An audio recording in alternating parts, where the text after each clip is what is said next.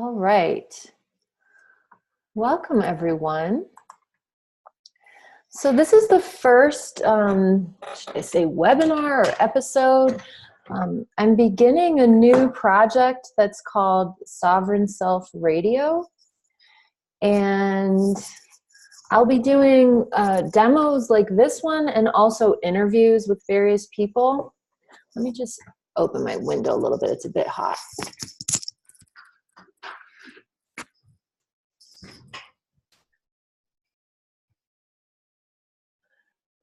And today, our first volunteer is my friend Essie. And I'm going to unmute you again. So welcome, Essie, and thank you so much for volunteering, being the first volunteer. So today we're going to do a real session. And, you know, for everyone watching live and also anyone who watches subsequently the recording, it's really a privilege to be a part of this and to witness somebody's process. So, you know, it probably goes without saying, but it doesn't hurt to just put it out there. You know, we want to come with a respectful energy. And if you're here as a witness holding space, you can practice staying in your compassionate higher self center, staying connected, staying clear and calm. And what pretty much happens universally is that when we witness these sessions, it triggers parallel parts in us. Sometimes it can trigger parts in us that are polarizing, reactive, all sorts of things. So your job as the witness is to just kind of work with that energy inside of you and just observe it and just sort of watch what's happening for you as well. So let me just review the contract with Essie. So because this is, you know, something live that we're doing with other people, the contract is that we're going to go in this like a real normal session. But if we get to some material that for whatever reason, any part of you just feels like, I don't really want to share this publicly, then you just let me know. And then there are going to be two options. We can either divert and work on something else, or we can end the session publicly, and then you and I, Essie, can complete it privately, like offline. Okay. And usually I don't feel like that, you know, my experience with public demos is that never happens, but it's just very important to have it there so that there's never any coercion. This approach is very gentle. It's the opposite of coercion. So I don't want to set anybody up to feel like a pressure that they have to go through something that's just not feeling right for any reason. Okay. So that'll be our contract. And I think I'll switch it in a moment when we get started to speaker view. So it will mostly be on Essie and myself. Now, the other thing I want to do today, I don't know where we're going to go to, what's going to come up for Essie. So what I do in our school when we do the demos is I use little finger puppets to represent people's different parts. This just helps visually to keep track of things, mentally, psychologically. It just helps to keep track of all the different inner parts of us that come up in these sessions. Now, it can happen sometimes that just one part comes up and that's who we're working with the whole time. Like you can have your inner 8-year-old is really the one holding the burden and we just focus on that part the whole time. But it's also just as common that there's, oh, this is actually from another session. There's often different layers. So we'll be using this to just kind of symbolize the different layers of parts that we're going to be possibly going through. Okay, so let me just verify. So yeah, we are recording. Essie, do you have any questions or concerns, anything before we begin? No, I'm ready. Okay. All right, awesome.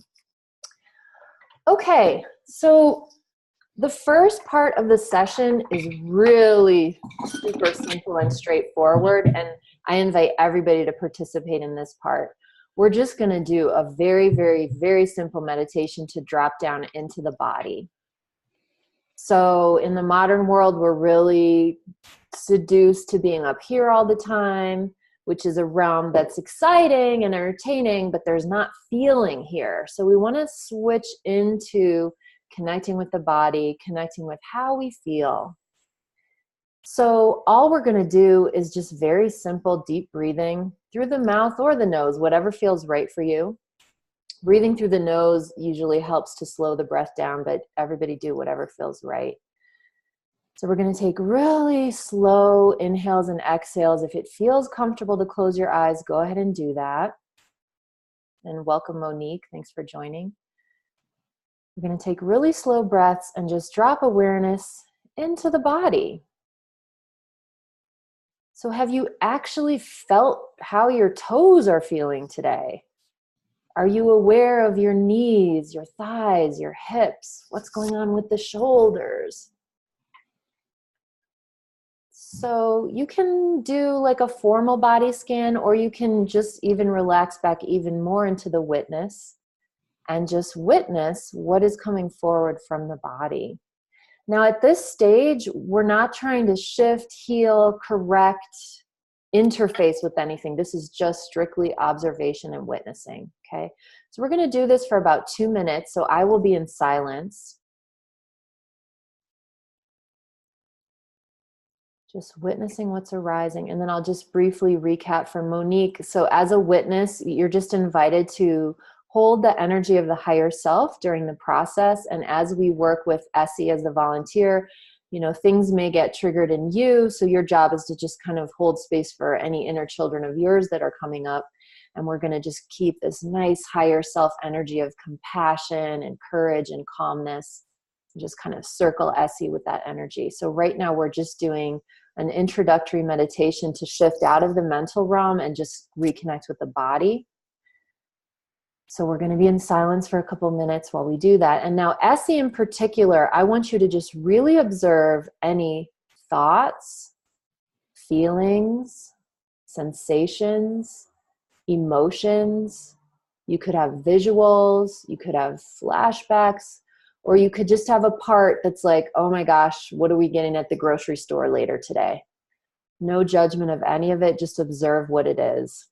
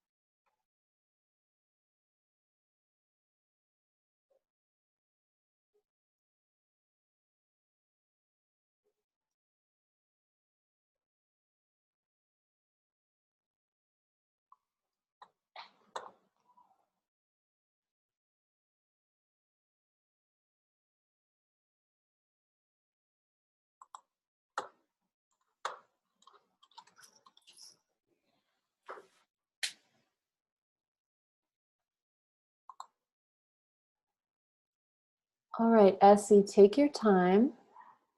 And when you feel ready, I want you to just give me a laundry list of everything that you noticed.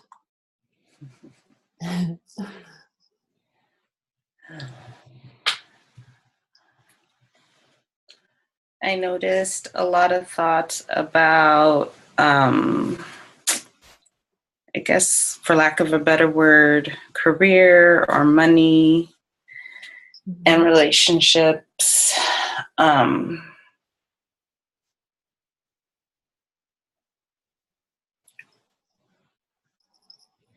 Kind of a lot of, not scolding, but rehashing. I tend to rehash the same things over and over. So just rehashing.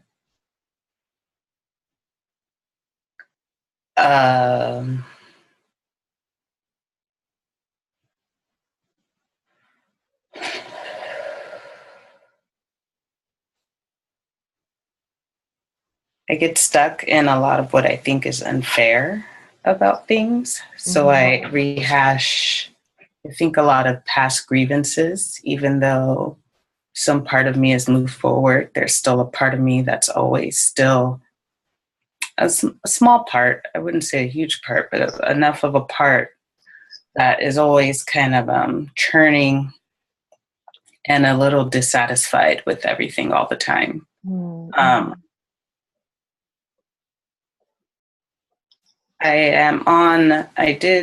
Yesterday was day 7 of a juice fast for me. So I feel pretty open, but I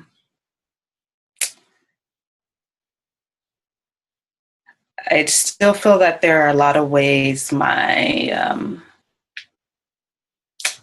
negative intent is running my program more than my positive intent. Okay. Okay, great. Excellent. Anything else? I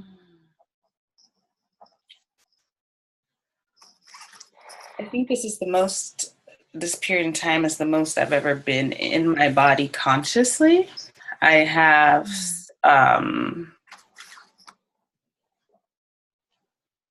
I would say I am about 65% through a struggle with marijuana addiction, which is a way I use to escape. So I was noticing that one thought I had was I would like to be able to prioritize the things I really want to do in my life instead of falling into a despair that I kind of realize is a little narcissistic and then not doing much of anything. Okay. Okay, this is great. Okay. And let me just finish the notes. Okay. So as we're working, sometimes I may be pausing to take notes, and it's literally just tracking what's coming up. It's not like some sort of secret Freudian analysis. And let me just, second, as we're going through this, there's no stupid questions and there are no bad clients. So if there's anything I'm saying or directing you to do that doesn't make sense or isn't clear, just let me know. And then probably even more importantly, as we're moving through the process, if you, Essie, find anything inside of you that's creating any form of resistance, this could be blanking out, kind of losing the plot, feeling tired, feeling like a gray cloud, like you can't get inside. There's like nothing there, numbing out, feeling fear, feeling really uncomfortable, anything at all. It's really important that you tell me that it's arising, because our job is to stop at that point and work directly with that part of you, because all those things happen for a reason. Nothing is random in our inner world. Everything has a reason and a purpose. So it's very important when that arises that you let me know so we can stop and help that part get what it needs in order to feel comfortable proceeding. Does that make sense? Okay. All right. So the next stage, and those of you here as witnesses, you can participate to the extent that this feels comfortable for you.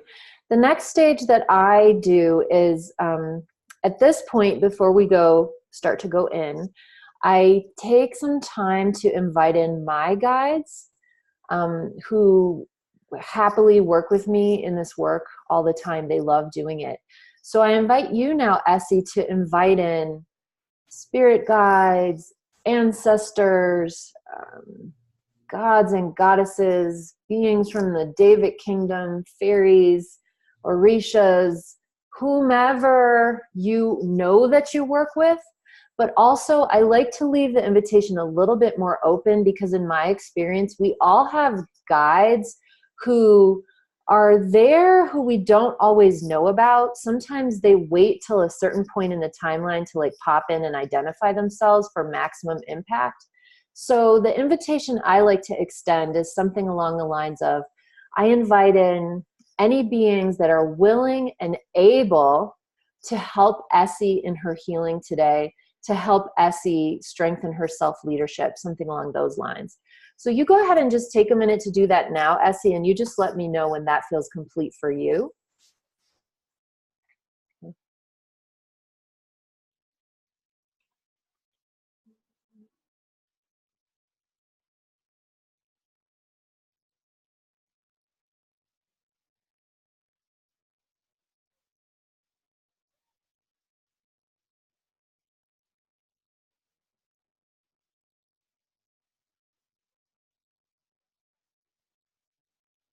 Okay. Okay, great. All right. So now we're going to shift gears and actually go in. So let me just look at the list of the, okay. So I feel like we should, it looks like there's kind of a polarity where on the one hand, you've got this part that is kind of saying, you know, I'm kind of over it. I've moved forward. But there's this other part that, as you described, is kind of circling over these past grievances that for whatever reason is just not ready to let it go. There's something unresolved there. So let's start by inviting that part forward, and let's see what happens. If you notice a different part coming forward, that's totally fine and normal. Just let me know. As we go inside, I kind of like to visualize it like an open mic. So there's a stage with a chair and a microphone and a spotlight, a bottle of water, and we're just inviting forward these parts of us, these fragments of our consciousness, to be heard and seen, to express themselves. So go ahead and invite forward the part who's saying, you know, basically, I'm going to assume it's a she. Correct me if I'm wrong. Sometimes we can have male or female or androgynous parts. Sometimes, you know, a cartoon rabbit can show up and you don't even know what it is. So, or it can be a gray cloud of smoke with no gender. But I'm going to assume it's a she. So this part of you is like stuck in what feels unfair. And there's like a rehashing, maybe even on the verge of scolding energy. And she's just really feeling dissatisfied. So let's invite her forward and take as long as you need. We got plenty of time. And just let her know that she's welcome here. And we're here today for her support, to support her, and to give her an opportunity to express whatever it is she needs to share or release.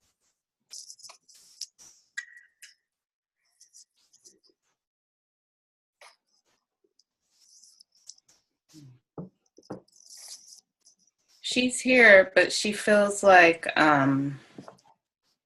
she's already done this. Ah, okay. So interesting. So is this part holding both the feeling of getting stuck, but also the feeling that she's moved forward? This is one part?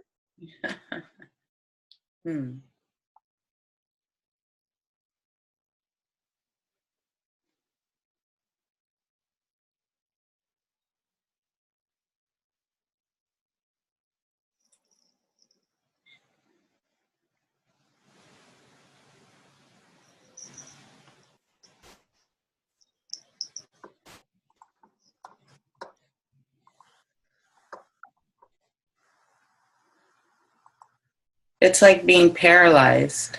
Mm-hmm. Yeah, that makes sense.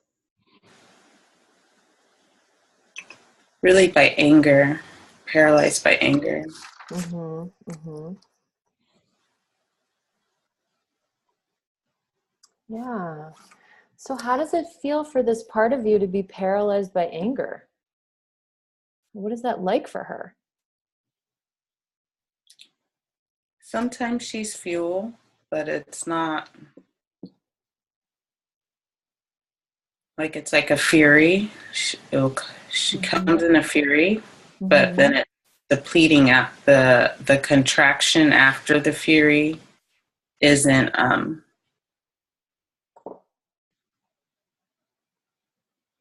there's nothing in it to really rebuild or nourish from, really. Mm-hmm. Mm-hmm. And the contraction after the fury, is it this same part who like kind of contracts after she releases the fury? Or is there another part of you that comes and sort of imposes a contraction? How does it work?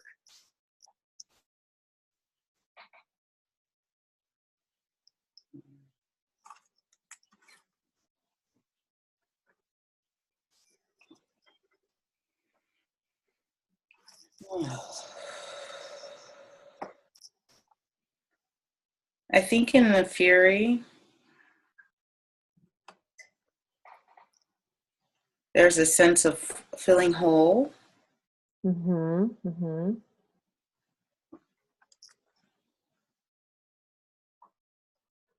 I think maybe the desire to burn things, Mm-hmm. burn false things. But then there's a like coming back to reality where false things rule the world. Mm-hmm. Mm-hmm. And then it doesn't feel like wholeness anymore. No. Mm-hmm. Yeah. And how does she feel when she comes back to this reality where false things are ruling? What words would she describe? She wants to die. Mm-hmm. Yeah, that's understandable. Yeah. So does this part feel open to getting some help today to maybe shift this pattern? Maybe release this energy, this pattern?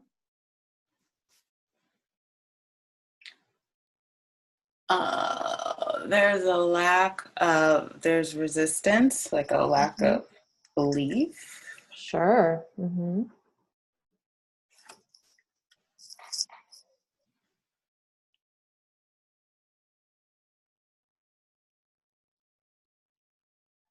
Yeah. And there's a lot of, she holds a lot of pain, which Mm-hmm. is how she can be so furious. Yeah. Yeah.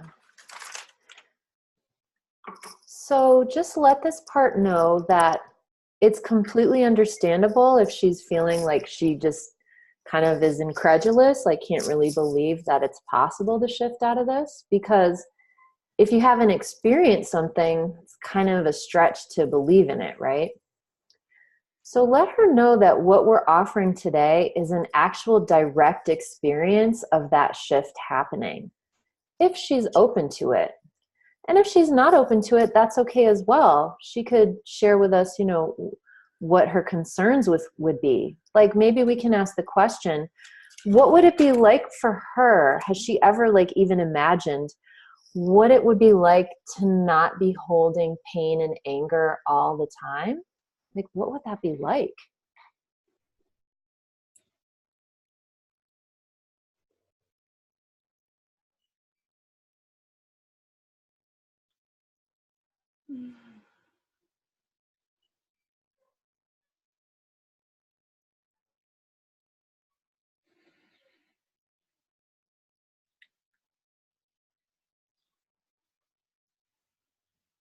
It's like a pain and anger she's holding for the collective. So she's Mm, not feeling compelled to give it up. Yeah. Yeah, that's heavy. It makes sense. Yeah. So what would it be like? We're going to do like an imagination game right now, okay? So ask her, what would it be like if just magically we could transport to a universe where she could have her cake and eat it too, where she could release the burden of this pain and anger without sidestepping her responsibility to the collective, to humanity, to whomever. What would it be like if she could release this without being irresponsible?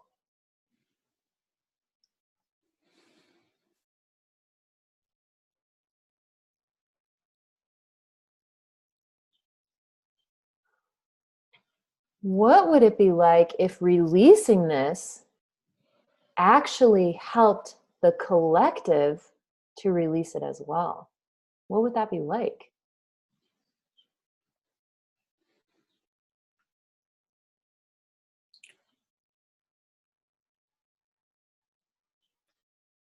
She's kind of going to sleep.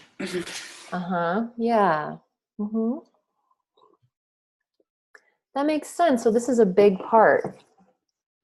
And this is a big, big energy. So it might be a little overwhelming for her. So as she's getting kind of sleepy, could you maybe ask her just a little bit more about what her concern is? What is she afraid would happen if she releases this? What is she afraid is going to happen to the collective?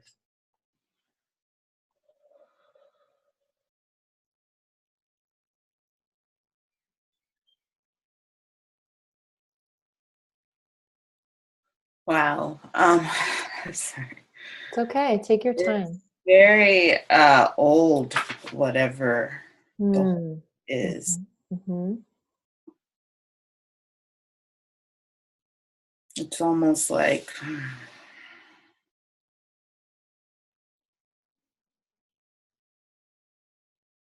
she's done that. She's lightened before.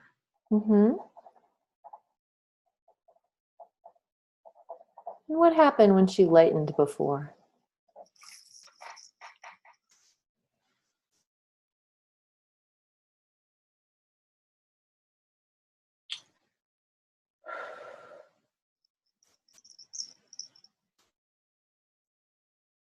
She felt alone. Yes.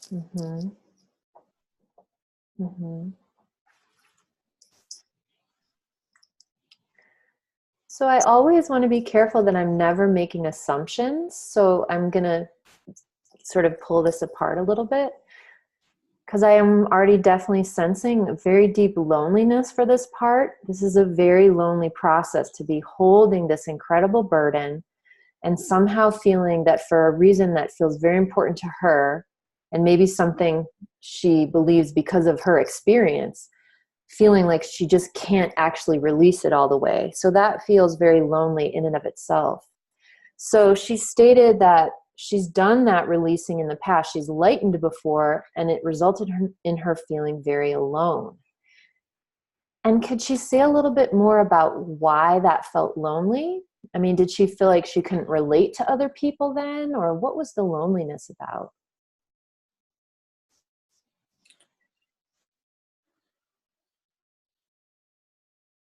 She just cares too much, and there's not enough real things to motivate the desires.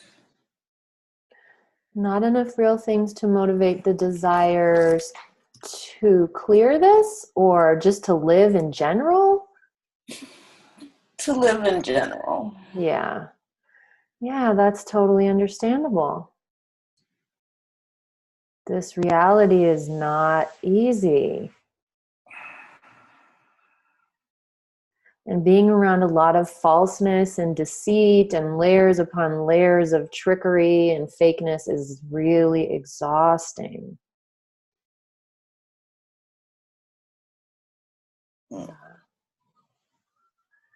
Yeah.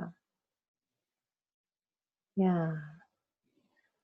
So I'm just wanting to get a little more clear. So I'm curious, is it sort of like I'm kind of curious about where she's getting stuck. So it's like she's damned if she does and damned if she doesn't.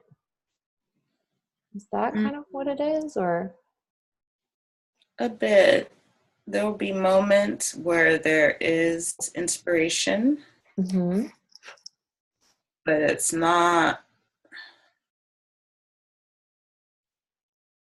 there's no way to sustain it, or there's not enough knowledge or awareness around how to sustain.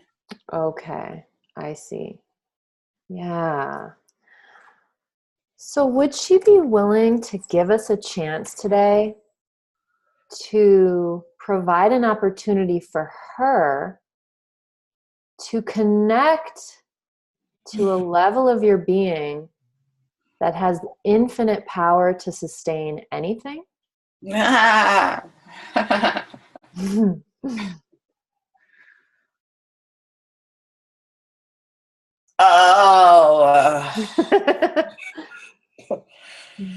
It seems like a myth. It's like you hear about these things, but where are they in 3D? I don't live. I get that it's all this stuff people say, but I'm not here to. I want to feel it. I want to know it's real. I don't want to have a concept of it. Sure, because concepts can be cons. Oh my God. Something like released in my neck. Okay, great. Great. All right, so give yourself a moment to just breathe through that shift.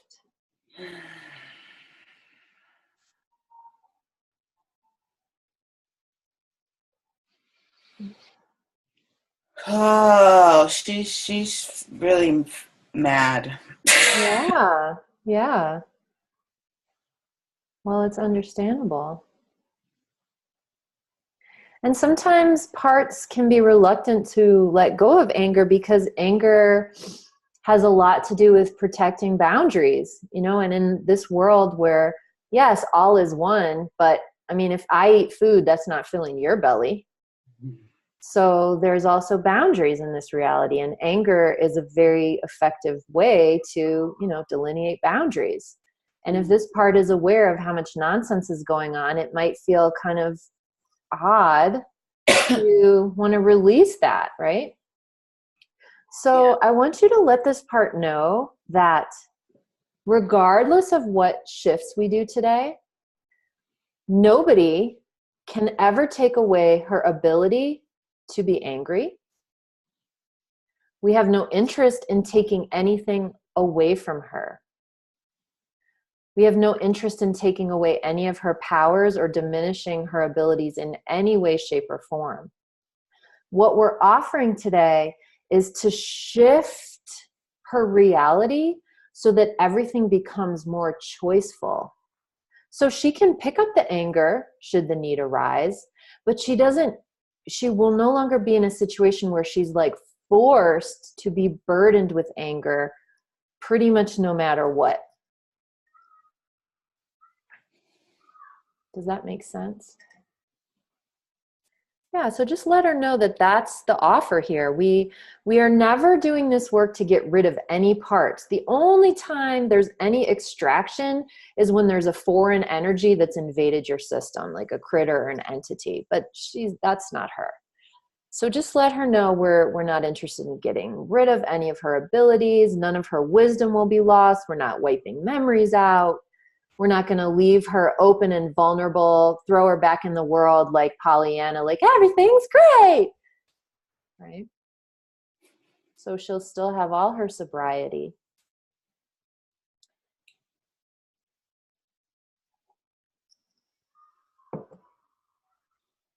She says okay, but she's scared because we have already experienced being cowed by forces of power. Yeah. So you're right. The anger is the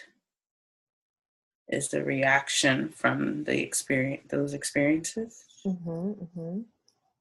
Yeah.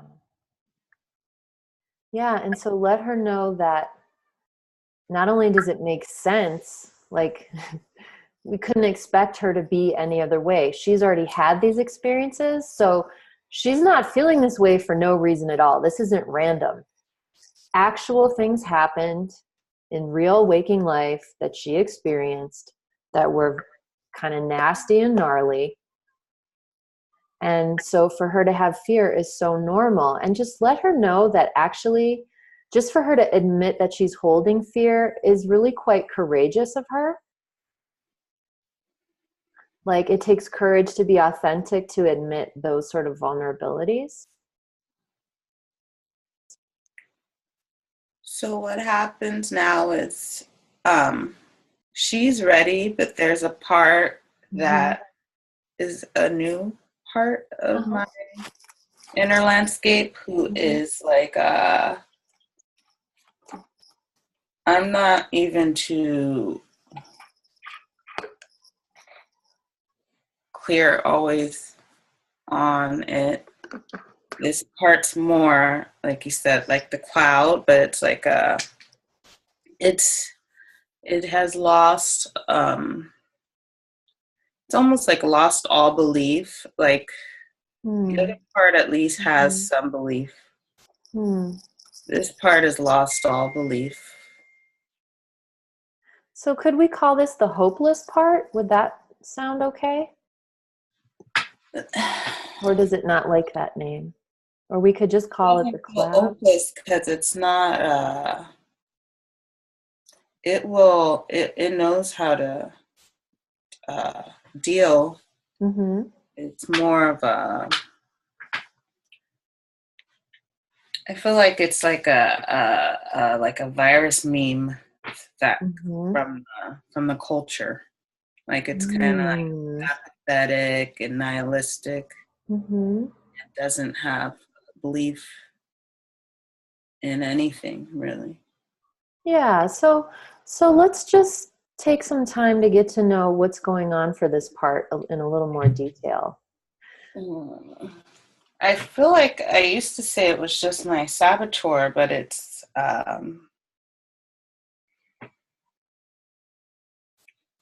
I try not to dismiss it. It can get very, like, I feel like we were just about to start something that could have been good. And this, I have this, so this is a tendency of mine where I'll be almost at a threshold and I'll cut it off. And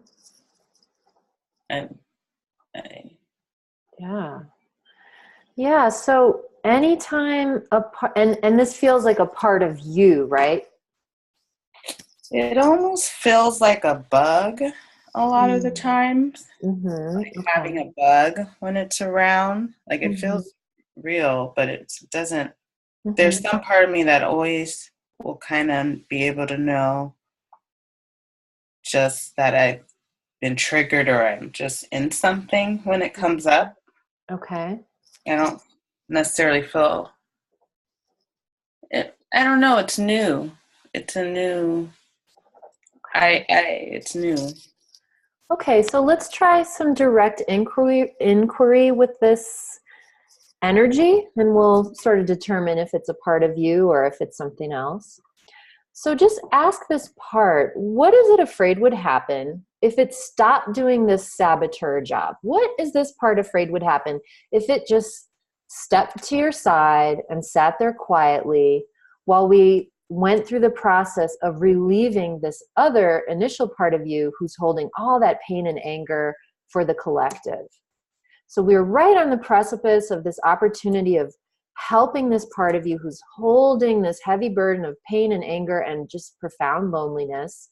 And then the saboteur comes in to cut it off. So what is the saboteur afraid would happen if we just went ahead and did this healing? Oh, yeah. Oh, I think the idea of change feels like it requires too much energy. Yeah. Mm-hmm. Energy that my just body just physically just doesn't even have. Okay. And from the perspective of this part, have you in the past experienced that healing takes a lot of energy and just burns you out? Has that happened before? So I think in the past I had a lot of innocence, and I think in the last year or so, my innocence got snatched.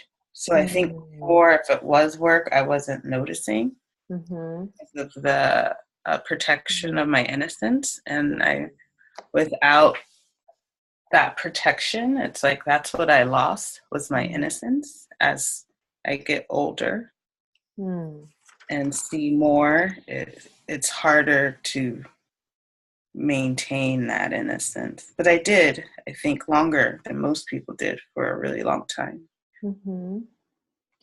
Yeah, so does it feel like this saboteur is stepping in to somehow protect you from maybe more disappointment or more triggering?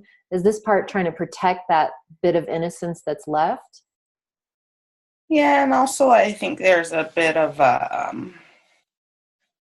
reluctance to go with the flow of the change. Sometimes the changes are very accelerated, and a lot disappears in them. Yeah, and that's real. So let this part know that it makes sense to have this hesitation. It makes sense to put the brakes on and say, oh, wait a minute. What you're offering today is shifting a major part of our inner world. And I don't know what that's going to result in. I don't know what's going to disappear from my life. I don't know what's going to change. I don't know how tired this is going to make me. Is that kind of the perspective? Yeah. So let this part know this is a protector inside of you. Just let this part know that our work today is going to be very gentle. We're going to go slowly. And if this part is willing to give us a chance, we would invite her to sit right by your side. And if there's anything happening at any time in the process, we would invite her to jump in and interrupt us. What would that be like for this part? It's like I have an army of warriors. They're all jumping up and down. Yeah. Well, let them know that they're welcome here. It's good that they're here. They're taking their job seriously, you know? Okay, we're just about ready. Okay, well, you tell them they can take their time. And again, to not just the saboteur part, but the whole army of warriors. They're all invited to interrupt us at any time. If even a smidgen of energy is going to the left and they don't like it, we would invite them to interrupt us. And here's the thing. We can't stop them from interrupting us anyway. Okay, so the invitation's a formality. It's really just acknowledging their power. So we're not taking away the power of the warriors or the saboteur. We're just asking their permission to give us an opportunity to show them something different. Okay. So I want you to really pause now and just show them some very deep appreciation, because they've been busting their behinds to protect you while you're incarnated in the Kali Yuga, where it gets very nasty and very messy. So just really send all these protectors inside of you just a deep, profound appreciation and recognition for this challenging job they've been doing, and they've obviously been taking it very seriously.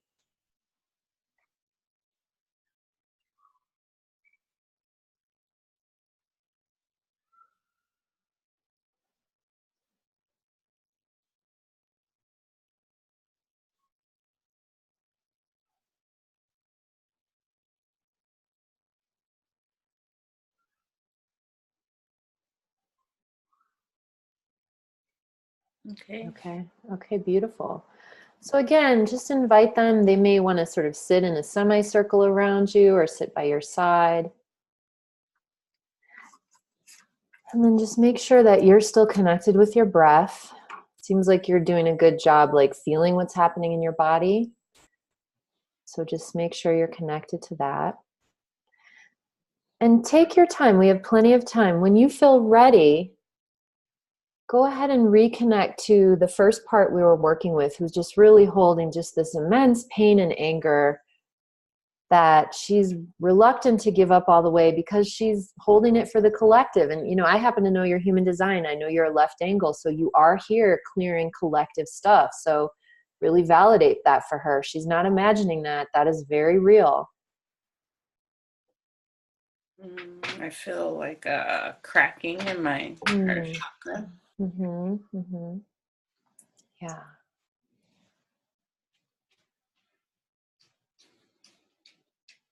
She's like a angry teenager. Yeah. Yeah.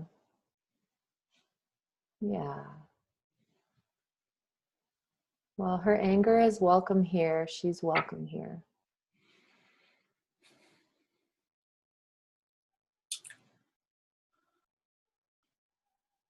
I think just to give you some of my personal history, since I didn't get to have much of a rebellion in my home,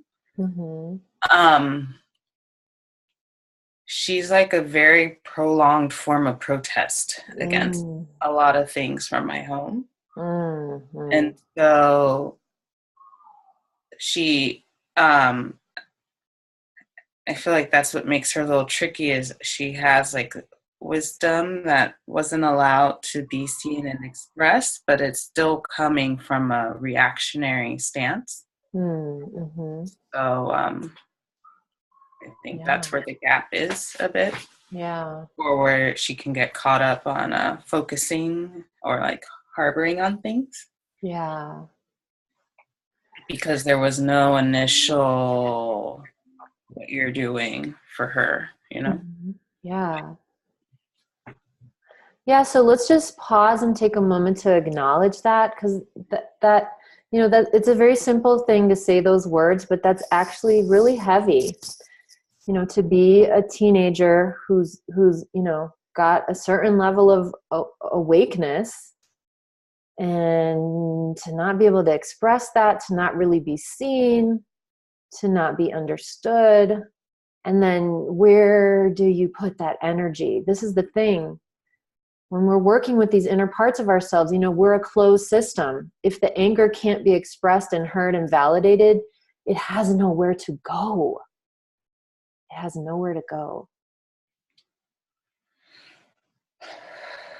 Well, I think that links to the prolonged marijuana abuse.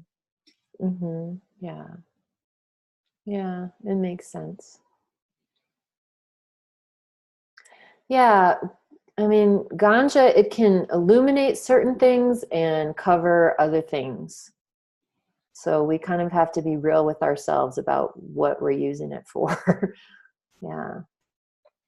Yeah, so let's also just take a moment and let everyone in your system know that it's totally okay, no matter how much weed you've consumed up until now, it's all okay, because this was your system doing the best it could in a no-win situation.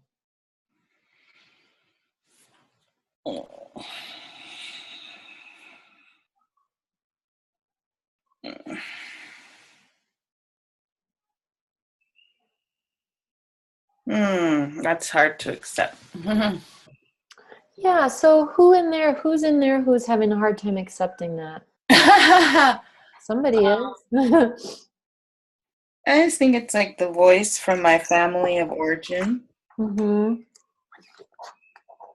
They're so I'm from very highly functional people, you know. Mm-hmm. Mm-hmm. Yeah. And so that would be seen as not the best choice, I guess. Yeah, so it sounds like there's this part of you that picked up on your family of origin had a, like a belief or perspective that sort of cannabis, ganja, it's sort of opening a door that has a possibility of leading to kind of not being effective, right? Not being high achieving. And so some part of you held on to that. And at the end of the day, it really doesn't even matter objectively. Is it true? Is it false? I mean, we can't even make a generalization because everybody uses it so differently. But something in your family of origin, there was this strong belief like, okay, there's a taboo there because we value being functional and achieving. Is that right? Yeah, and just my own experience with being caught in the loop with it. Okay. I track what it does more now. If I do decide to engage, I've like I said, I've conquered, I feel like, a large part of it. But if I do engage and I track it, I still am left feeling like I don't know why I smoke this, because when I am tracking what it's doing for me, it's not giving me optimum benefit anymore. So what I notice it will do is it will darken my thinking, and it helps me. It's a form of hiding for me. I already know that. It's a way to hide. Yeah. I think so. I am ready for what you're offering. I mean, you know a little bit about me, Michelle, so you know I do a lot of ceremony work. So I do have a lot of actually different moments to kind of have rebirths. And so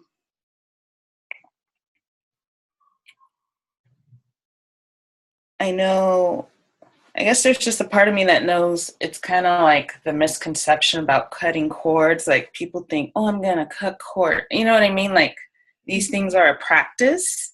And I think that is where I'm having trouble finding my sustenance, is like, there's not, I mean, you can't be here with me and tell me to do my practice. You know what I mean? Yeah. Like just, so I don't know. Yeah, I don't know. Like it will sometimes boil down to just those two basic choices. Am I going to do my practice or am I going to smoke weed? And a lot of times I'll pick the weed, even fully knowing that it's not really doing anything. Sure. I mean, it's doing something, but you know what I mean? Like when I'm tracking it, it's not even really lighting me up or illuminating. Right. So could I offer just a perspective to the part of you that's kind of grappling with this? Yeah. Yeah. Okay. Yeah. So let her know everything she says makes sense because it can do all those things, including the things that your family of origin, their perspective, that is valid. This, this plant is strong and it can work strong in all different directions. They say that Shiva smoked weed to call the demons, which he then slayed. But if you don't know how to slay demons, you might be a little bit sober about your cannabis use if you don't know what you're doing, right? Right. Okay. Now, in a more personal note for you in particular as an individual, I just like to offer this perspective to this part of you that's grappling kind of like with a judgment of your use of the ganja. So what is wrong with a part of you reaching for weed to hide or to avoid practicing? Is it possible that sometimes this part of you is doing that because it's feeling overwhelmed, or it needs a break, or maybe it needs to hide for a moment. And it just doesn't know another way to do it. So if you're holding, let's just review everything you shared with us today of what's being held in your system, right? This angry teenager who has relevant, valid things to express that can't really fully get processed out. She's in this loop, and then she's in a world that maybe can sometimes receive it and maybe sometimes cannot. And this has been happening for years. And then she's sort of like, banging against a wall, getting exhausted, then also very lonely, and then maybe not sure who can be freaking trusted out there. So maybe I just need to hide. Oh, Michelle, I feel exposed. Yeah. And how does exposure feel? How does it feel? I mean, I'm wild, so I don't, part of me doesn't care. Part of me is like, well. Yeah, but a part of you, yeah. I mean, it feels nice to have it so summed up. I mean, what we've just summed up took me like years of other processes to identify, Mm-hmm. Yeah, so you're it feels, doing a great job. yeah, it feels like, oh, okay, I'm getting somewhere, sort of. Yeah, so I mean, what would it be like? What would it be like to have the part that reaches for weed, either reach for weed or not, but to not be in judgment of it? What would it be like to reframe that part as a protector inside of you who's reaching for the weed because that's the only way it knows how to either, number one, hide, or number two, put the brakes on these practices, because I know the practices you do are extremely powerful. So is there possibly a polarity where one part is like, we're going to do practice every day for 6 hours, and then another part is like, fuck that, man. Where's the weed? I mean, with neither part being wrong or right. So we're dropping the rightness or wrongness, and instead just examining what's the intention. So the part of you that's judging the weed, her intention is, I want Essie to heal. I don't want her to hide. I don't want her to skip out on these practices that we know have some juice that help. And then the other part is like, damn, that part is so gung-ho. Doesn't she realize the effect this has on her nervous system? We need to rest. Let's just get blown and, do whatever you do when you get blown. Right? So both of the parts, one part is trying to heal you. The other part is trying to regulate so your nervous system doesn't get blown out. So it blows you out a different way. Yes. So what would it be like to just recognize that both of those parts are actually allies trying to work through a quagmire of a situation, doing the best that they know how? What would it be like to just recognize that these are two lovely little parts of you? I don't know what age they are, but I guess that they're a lot younger than you are, right? And they're just trying to work through this energy.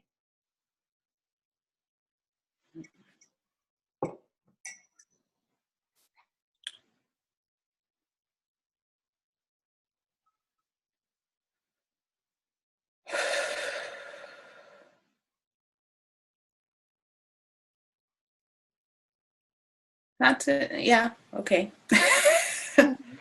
If there's another part though that has something, it's okay to be contrarian. It's okay. That's the thing. I was like raised to be a contrarian. So part of my practice is having to know when it's enough, Yeah. And so maybe the gung-ho part is understandably super excited about keeping you on track, discipline, let's do these practices. And then another part is like, do you understand that we just like traveled to 5 different galaxies this month? Like, can we just chill the F out? Yeah, I think there's just this theme of not doing enough in my life. Like, it's like, there's just the split. There's the part that is consciously slowing down and simplifying my life. And Yeah. I already don't. I'm a hermit. I'm already not doing much. But there's this other part that I can't always tell if it's a real motivation, me wanting to produce and have ambitions. So this is my, like, but then my mind's very clever. Is that real, or is that me talking myself out of living? Right. So would it be okay to find out today? Yeah. Yeah, so let's just find out. So the part actually she knows. So, and again, correct me if any of the parts aren't she's. So let's just find out how old the second part you mentioned, who's like a what could I call her? Keeping you on track? Part? Oh, the saboteur? Is that what you that part? I'm No, asking. I'm asking about the part who you're like, I don't even know if this is real, the ambitious part. Could we call her the ambitious part? Sure. She's like, she's the producer. She The wants to. producer. Yeah. Yeah, producers are important. We want to produce stuff. We want to have experiences. We want to expand. But let's just find out. So let's start just gently, just first let her know that she's welcome here. Okay. You're excited to get to know her better.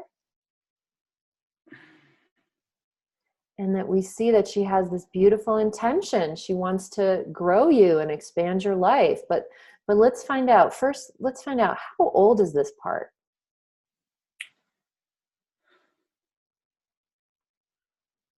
This part's not of age. It's like, I think this part lives in a utopia, kind of, or like in an ideal plane. Okay. But you can't see what age she is yet? It's okay if you can't. She's an adult. She's not a Yes. child. Okay. Yeah. So adult, like early 20s or? Never thought about her age. That's funny. She's like 50 something. Okay. That's funny because I was getting this hit that she's like old. Yeah. So she's old but young. It sounds like she's still, you say she's in this utopia, so she's holding the innocence somehow. Right. Yeah. So let's just find out how long she's been doing this job. Of producing? Yeah, of holding this energy of like being the producer and trying to kind of encourage you to produce. Oh.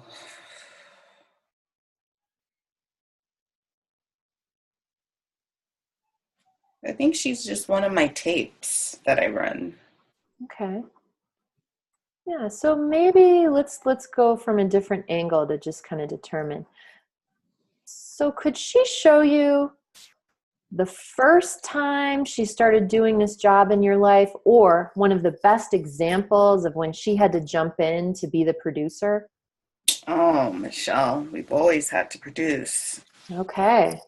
What happens if you don't produce? What would Oh, happen then? you're not really existing.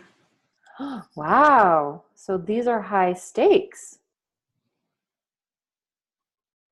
It's like you got to produce or there's like annihilation almost. Or is it softer than that? It's like you're just there. You're not really relevant to anything or anyone. Wow, that could almost be worse than annihilation because then you're just sort of hanging on.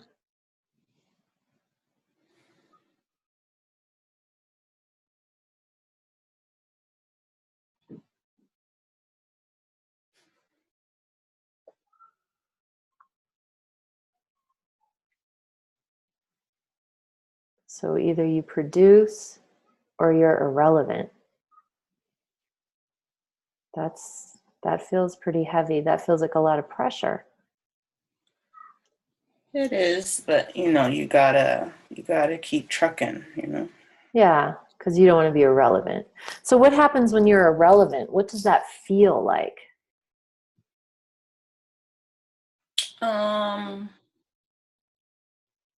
Actually lately we've been dabbling and feeling okay and being irrelevant, and it's not a bad feeling. I think it's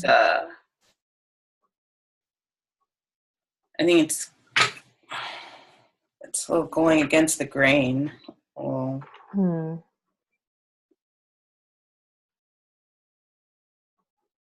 Okay. And going against the grain, for her, when she's speaking of this, the grain meaning like what the collective is doing, or going against the grain like in a smaller sense, like in your intimate world or in your relationships with your family of origin? I think the collective. I think my intimate world feels okay if I give no thought to the collective. But that's not possible to do all the time. Okay, so it sounds like maybe this part used to be more intense, and sometime in your recent history, she's lightened up a little bit. Yeah, a lot's been shifting recently because we are tired. Yeah. And let her know that makes sense, because just from what we've learned today in this session, there's a lot of intense energy that you're holding in there that's kind of rumbling in the system, cycling, and that's exhausting. It's also because in a way, this is the first time we've had all of our energy. So there's also the learning curve of taking care of it properly, I guess. And when you say first time you've had all your energy, could you say a little more about that? Well, I grew up pretty disassociated, so that I'm functional. So it's not like my life's going to fall apart. Sure. I'm going to be able to get money and glamour and do things. But really there's a split. So the split's what I've been mending. Sorry. The last few years I've been in somatic school. So there's been a lot of my energy coming back to me. I see. Okay. But it has been a little reason why my adrenals, I have like a bit of adrenal fatigue from just all the processing and all the returning of the energy coming back. Okay. So now this makes even more sense when it comes to the polarity between the part of you that judges the weed and the part of you that reaches for weed, because you have been going through this really immense process that on the one hand is bringing results, but on the other hand, takes a lot out of you. Yeah. Yeah. So it sounds like the producer, am I correct that she's the part of you that like kept you on task even as massive parts of you were dissociated? Is that correct? Right. And so she's like on disability right now or something. Yeah.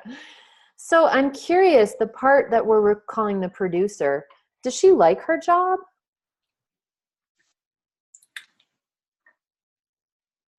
So I'm so sorry this is so slow, you guys. I feel like this is so slow. No, it's not slow at all. Don't worry. This is very normal. Since I come from a life with a lot of control, even though I like the idea of choice and the idea of this sea of like, I don't know,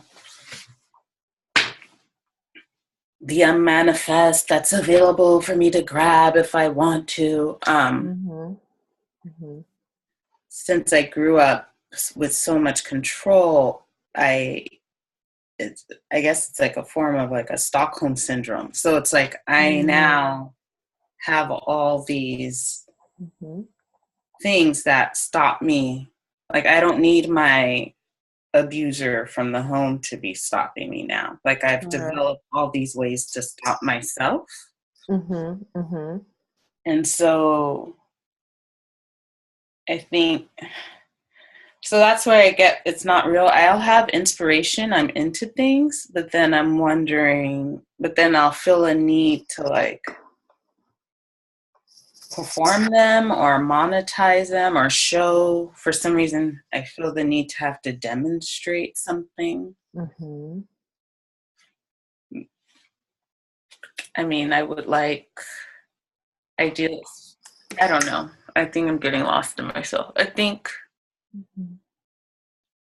I don't know if I've actually ever produced anything for myself by myself. Wow.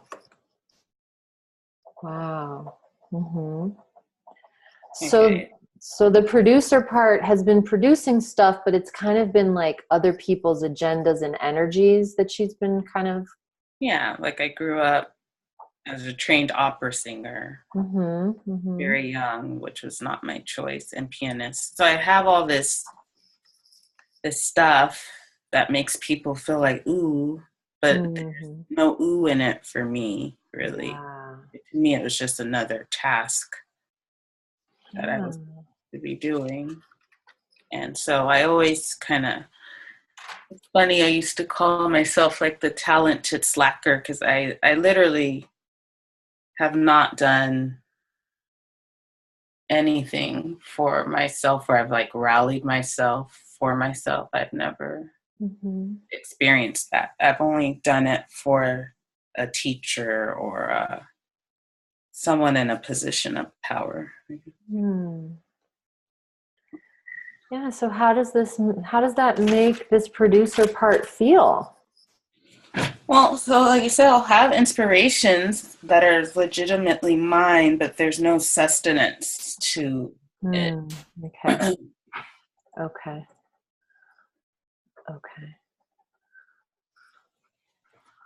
Like, I don't know how to invest in myself. I'm very good at motivating and investing in other people. So for this part of you, if you were, let's just say somehow you could magically find the gear to switch gears and start investing in yourself, what would that feel like for her? What would it be like for her? I mean, she's obviously like a formidable, producer. She's succeeded in doing all these things with these sort of external authorities motivating it, right? Right. So what would it feel like to her? Can she imagine what it would be like to switch gears and put that same amount of energy and force into something that was exciting for you?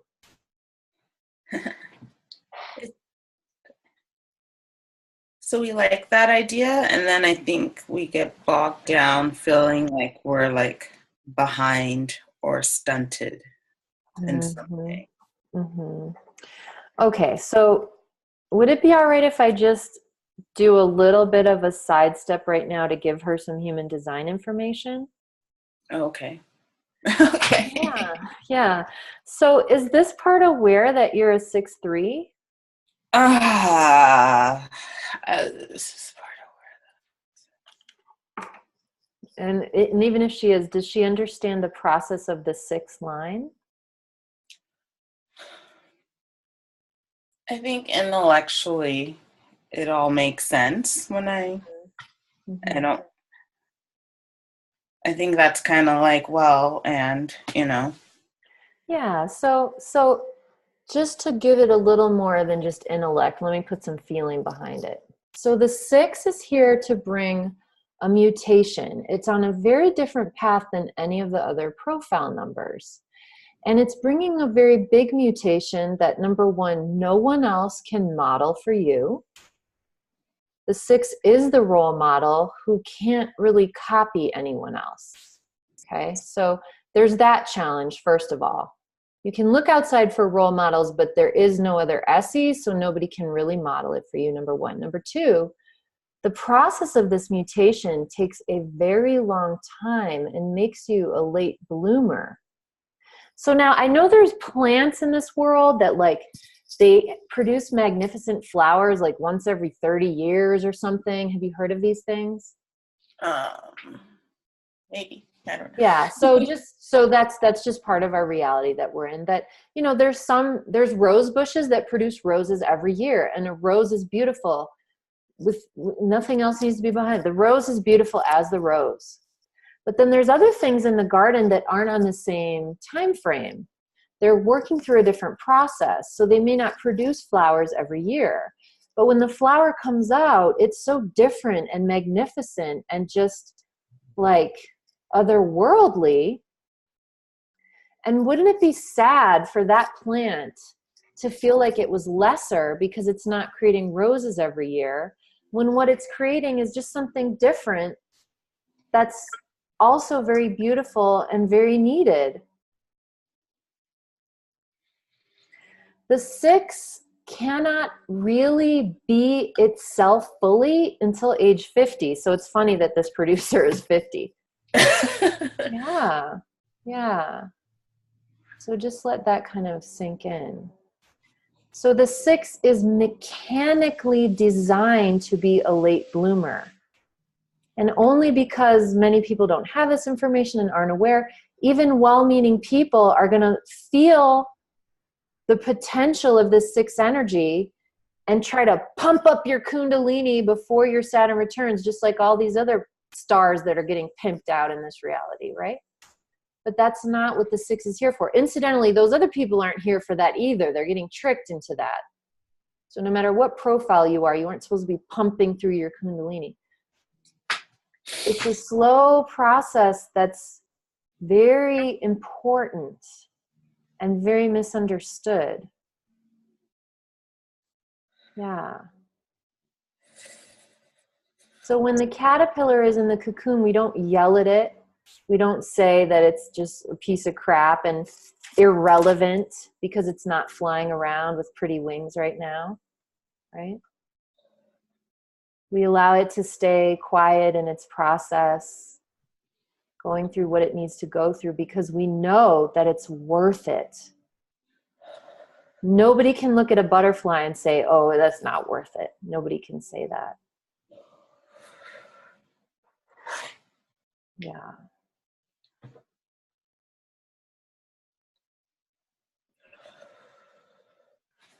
My throat's on fire. Mm-hmm. So how is the level of his intensity? Are you doing okay? Yeah, but you're intense. You're doing a great job. Like something just melted old, you know? Yeah. I usually have very violent processes, so I'm kind of happy this is this. Yeah. Yeah, you're doing really well. Oh. Yeah, something's melting. Mm-hmm. Yeah, and you're also a manifester. So, you know, there's this incredible potential and this manifesting energy that you have access to all the time.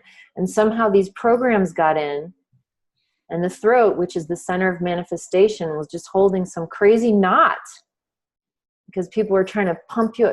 Look, we know you got it in you. Why don't you just do it? Well, my wings aren't done yet. If the wings aren't done forming yet, they're not done forming yet. What's the agenda of rushing? Right?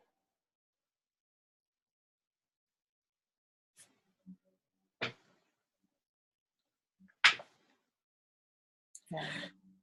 Well, you know, the other rub is that I trim pot for a living, so. Oh, you do? Oh, so you're like a bartender who's alcoholic. Yeah, I dated that guy. Yeah, I'm going to quit drinking. And I go get another job at a bar. Yeah. Oh. Hmm. Yeah. I feel very oh, I hurt my hip yesterday.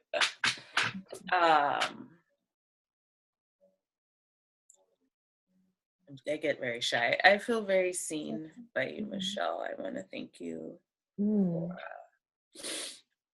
It's interesting because I'm realizing that because I do a lot of work, so it's interesting to do all this work and then be able to piece it together, you know. Yeah. To take the time. I think, like you said, I'm always barreling through so much that I don't take the time to do what you're doing right now, kind of like flushing it out all the way. I don't know. Yeah. Yeah, this work is just about integration. It's just integrating, and everybody has fragments because, you know, we're being raised by people who are themselves confused and holding burdens and traumatized, and their nervous systems are jacked up. And then we've got all this false programming coming in. And then to protect us and for our benefit, you know, adults who really do love us and really do mean well, they're putting all this stuff on us. Oh, if we just put a little more pressure, we know she's got it in her, or whatever the story is, right? So we split because the body can't just stay in untruth like that all the time. We have to split off. We have to like parts of us take on the burden of, okay, well, I'll hold that pain over here so that you over there can go to school today and not cry all day. So that's how we're going to get through this, guys, right? So, you know, from my perspective, any parts, I mean, even people who are using heroin, that's just a part of them doing the best they can to deal with the challenges of embodiment at a time of great ignorance and chaos, you know? And it's so pervasive. We're just used to it because that's like the baseline. That's like the water. If we were fish, that's just the water that's coming in and out of our gills, you know? So how do you manage? It's all these little children inside of us, or sometimes in your case, a woman who's older than you inside of you, right? Just trying to hold it together, you know? So you're doing a great job today. So I just want to kind of check in with your parts. Like, how are you feeling energy-wise? Do you feel like you can do some more, or is that good for today? Like, how are you feeling? And take your time and really feel.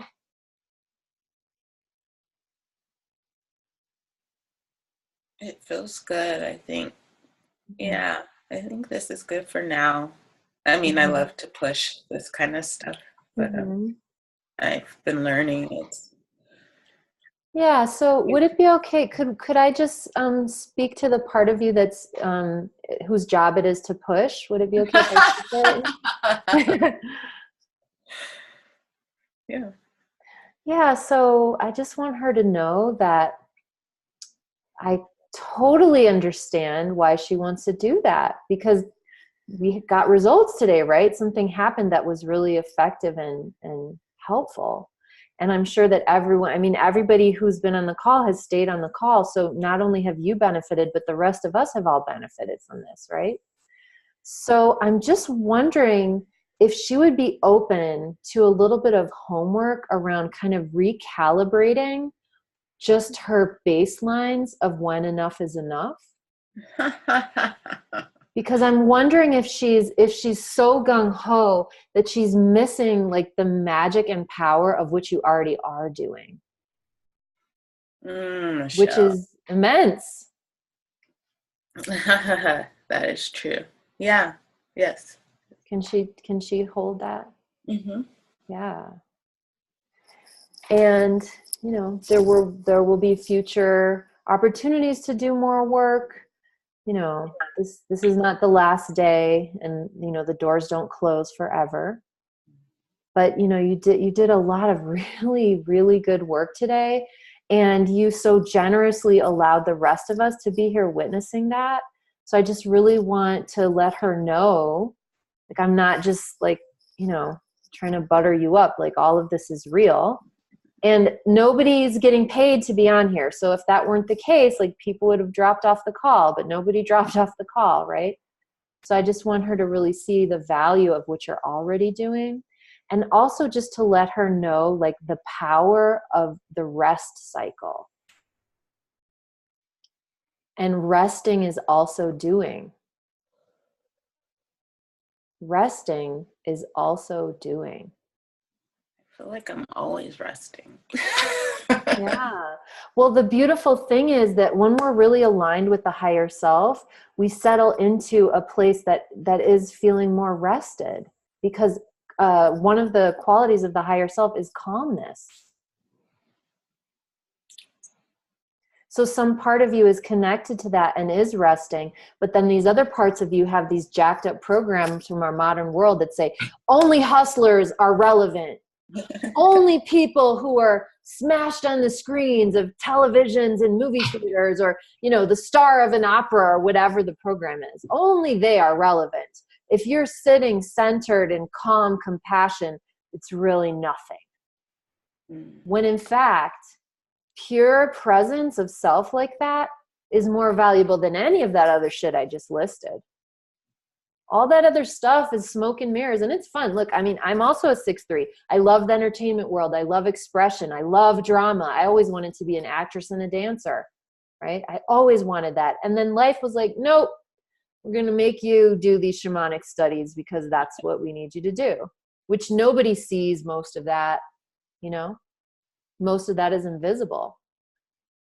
And yet, being in restfulness, being in stillness, being in calm compassion, it's so powerful. You don't have to do anything. The people who are hustling and doing stuff, they're hustling and doing stuff because they've lost connection with their power.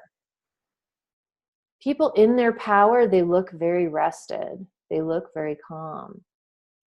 They can kind of look like nothing's going on. Being at the 0 point is not showy. It's not showing off. It doesn't have to prove anything, right? And you have the capacity to carry that.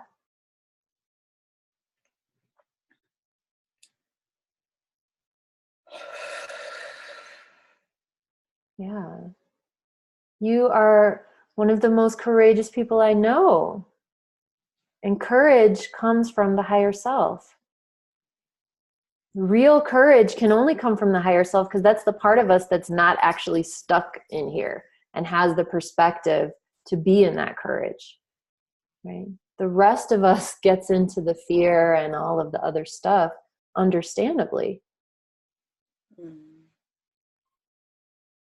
Yeah, so I just want to let this part just give her the opportunity to recognize the beauty of what you bring already.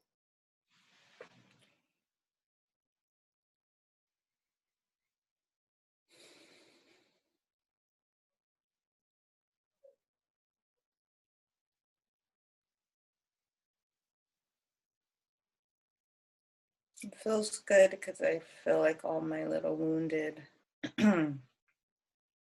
children and my army warrior and my producer, they're all kind of like feels like it's like after ayahuasca ceremony or something. So just like a content, like true contentment. Beautiful. Okay, so on that note, let's just formally extend gratitude and appreciation to all of these parts that showed up today. The teenager part who never got to rebel, who's holding this cycle of the anger. The part that's the saboteur. Then we had the duality between the part that's like, we need to smoke weed because we need to chill out, or whatever it says. And then the other part that's like, smoking weed, it's going to make us irrelevant and nothing. Right? That producer part is related to that. And they all showed up and they were all honest with us. They all had the courage to just really show us what's going on for them. And it all really made sense. They all made a lot of sense. So just showing appreciation to all these aspects of you who showed up today and did this magnificent work.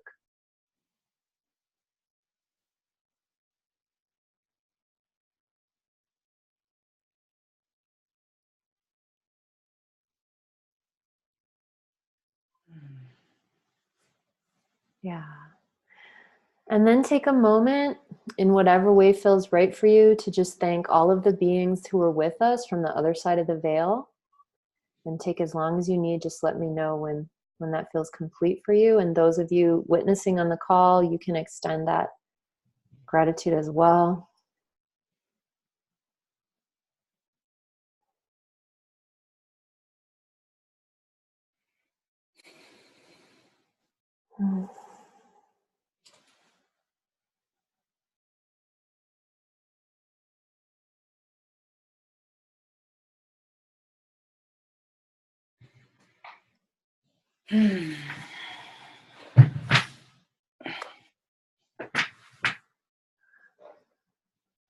So, Essie, you really have permission to say yes or no.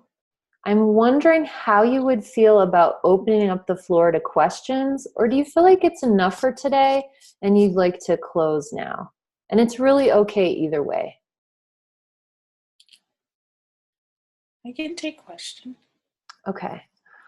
All right, so I'm going to go back to gallery view, and then anybody, you could either put a question in the chat or you can raise your hand. If you don't know how to unmute yourself, I would say put something in the chat. I can unmute you.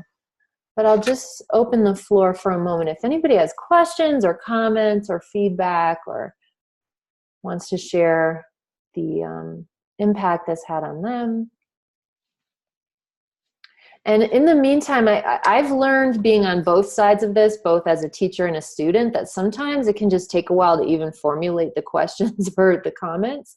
So I'll give you guys a moment to do that, and then I'm just going to just give some commentary. So what we did today was, is a real session. And I'm very grateful to Essie for being willing to do this, because as you can see, it puts the person into a lot of their vulnerability. So what we did today was we worked with several parts, meaning like sub-personalities inside of her inner system, all of whom, as you could see, they're holding a lot of very intense stuff. But also you can see, because Essie has done a lot of work before this, and she and I have never worked together in this capacity before, she was able to track the parts, speak for the parts, feel the feelings of the parts without getting so overwhelmed that she got totally taken out, which can happen. So you can see that she's already cultivated a lot of her own, inner power and self-leadership and clarity. Today, we did not get to the steps. So what can happen, I won't even say normally, because every session is its own unique little adventure, right? What can happen is that if it were not necessary for all of these other parts to show up and get heard today, which is totally correct what happened, because that's what they needed, we would have stayed with that first main part, who's the teenager just holding like this immense pain and anger cycle that sometimes she releases and calms down, but then there's this loneliness on the other side. So she's like in a lose-lose feeling right now. What we would have done is we would have gotten permission to work with her directly and connect her with Essie's higher self directly, which is, which it's like the whole temperature of the room changes when you shift into that. So like if Essie were my client and we were to meet again in the next session, that's probably where I would suggest that we start. But again, when I go into sessions, I refrain from having an agenda, because then we get into a point where I'm like manipulating the client. So instead we open the floor, and if her teenage part were up again and ready to work, then we would do that work of connecting her to the higher self and doing what's called an unburdening.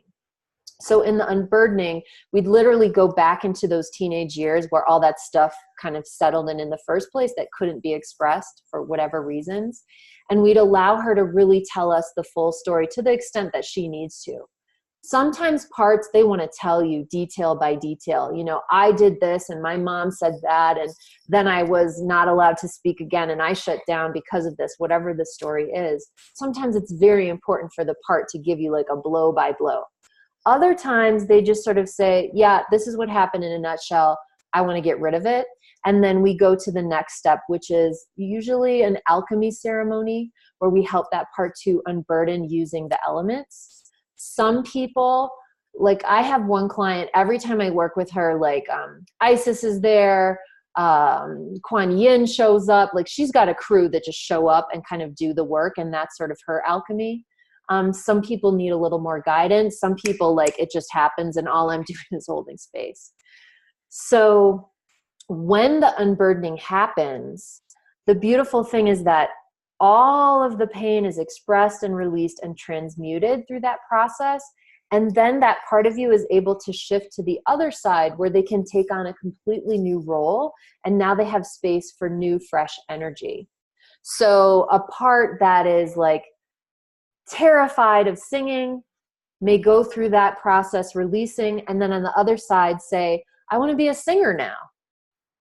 So a lot of times what the parts hold is really just the false self, and then as the unburdening happens with the higher self present connecting, on the other side they get to take on the role that really is true and real and feels good for them. So that's just kind of like a little education. But again, today, what happened is exactly what needed to happen, because as Essie said, she was able to kind of pull these parts that are fragments, bring them together, let them each be heard. And then at the end, they kind of just naturally and organically were kind of together. Like you said, after like an ayahuasca ceremony where like everybody's loved up because we all had this beautiful experience. And that's exactly what needed to occur. So it's really important in this work to allow the client system to lead, you know, and sort of show us where we need to go, so that the facilitator isn't imposing an agenda, that the facilitator can never know better than the client what needs to happen. It's really important to allow that process. All right, so anybody have questions or comments or anything they'd like to share? And if not, you know, we can close. It's okay. You know, nobody's forced to speak, but I really appreciate you so much, Essie. This was really wonderful. Thank you. Yeah. So, and you know, in the coming weeks, you may start to notice shifts inside that also show up and reflect externally. So, you know, my inbox is always open if you ever want to contact me and share. Thank you. Yeah. And so for everyone, my, my second volunteer got injured in a rugby match. He lives in New Zealand, and his face got all smashed up. So we may do another one of these next week. If he's not feeling ready, then maybe somebody else will kind of cut in front in the line. So if this was helpful for you, I'll be, sharing this information again on Facebook. So you'd all be welcome to, join as witnesses. But other than that, I appreciate everyone for being here. Thank you for coming and holding space. You guys were really lovely audience. And I know some of you a little bit outside of Facebook. So thank you for being here. And then Essie, anything else that you want to share or ask before we close? No. Okay. So I'll be uploading the recording. So if it helps you to watch it, Essie, you can. In my personal practice, I have like hours and hours. When I do this work on myself, I used to record it just into a tape recorder, and I do have some videos. I have parts of me that have a really hard time watching the videos, but sometimes I do listen to the recordings. And it's interesting because at the time it felt really important to record it for those parts. But then when I listen to it afterwards, I'm always kind of like, we're done. So, sometimes I think when you're doing it by yourself, to have that technology take the place of another human hearing you can be important. And everyone's different. Some people like to record their sessions and rewatch them. Some people don't. So there's no right or wrong. But before my chatty parts start to take over and just talk unnecessarily, I'll bring it to a close. And again, just so much gratitude for all of you. This was really a pleasure. Essie, you're marvelous. Thank you so much. Thank you, Michelle. And happy Easter. Yeah, happy rebirthing. Thank you. Thanks. All right. Yeah. All right, beloved. So be well, and maybe I'll see you guys on the next demo. Okay. Take care. Bye-bye.